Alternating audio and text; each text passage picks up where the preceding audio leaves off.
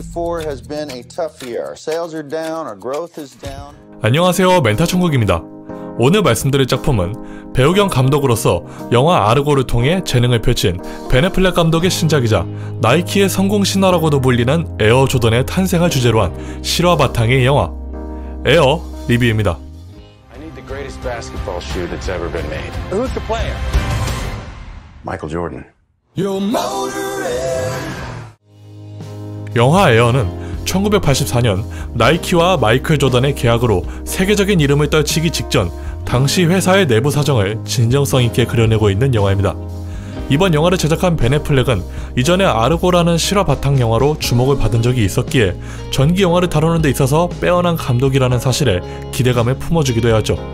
그래서 오늘 말씀드릴 내용은 영화 에어가 이러한 성공 신화를 통해 어떠한 점을 시사하고 있는지에 대해 이야기해보도록 하겠습니다.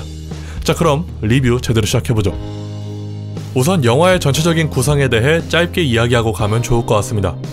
영화 에어는 마이클 조던이 사건의 발달이자 핵심 인물임에도 불구하고 농구하는 장면이라거나 에어 조던 계약을 따낸 후 벌어지는 세간의 이목에 대해서 철저하다 싶을 정도로 보여주지 않고 있습니다.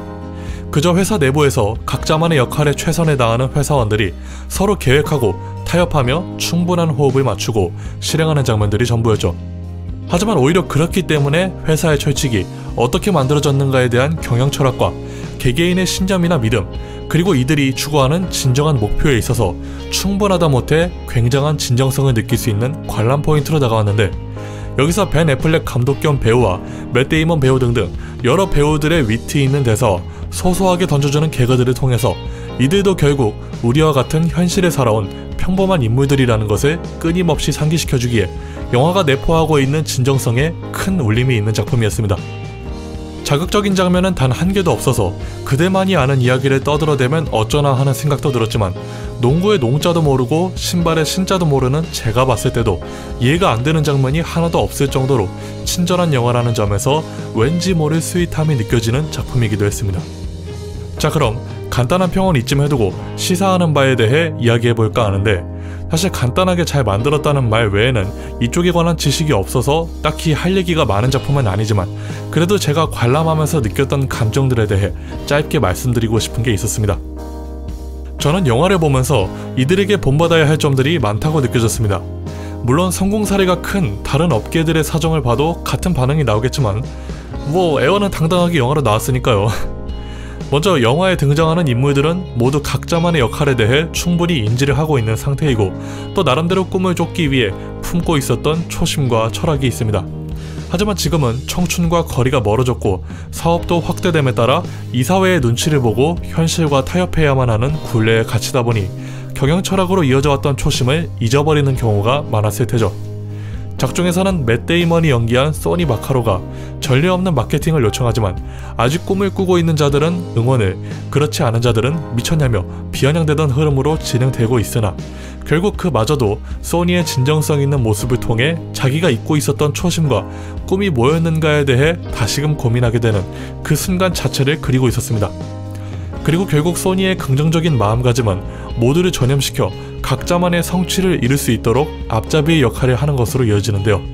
그 덕분에 통찰력이 좋았던 마이클 조던의 어머니인 델로리스 조던의 마음을 사로잡기엔 충분한 나비 효과로 받아들여지는 이 과정에서 관객들이 느끼게 되는 쾌감이 정말 인상 깊은 영화였습니다. 이제 이러한 부분에서 제가 느꼈던 것은 어떠한 변화를 만들기 위해서는 자신을 먼저 돌아보는 단계를 거쳐서 같은 방식으로 변화를 원하는 사람들과의 이해와 존중, 그리고 믿음을 바탕으로 신중하면서도 과감하게 선택을 하는 결론에 도달하는 과정이 꼭 필요할 텐데, 이 과정에서 우리가 가지고 있어야 할 마음가짐은 바로 진정한 가치를 알아볼 줄 아는 눈썰미라는 것이 느껴졌습니다. 여기서 제가 이야기하고픈 눈썰미는 소니가 조던이라는 인재를 찾은 것에 대한 그런 눈썰미가 아닙니다. 바로 스스로에 대한, 동료에 대한, 그리고 타인에 대한 가치를 알아보는 것이죠.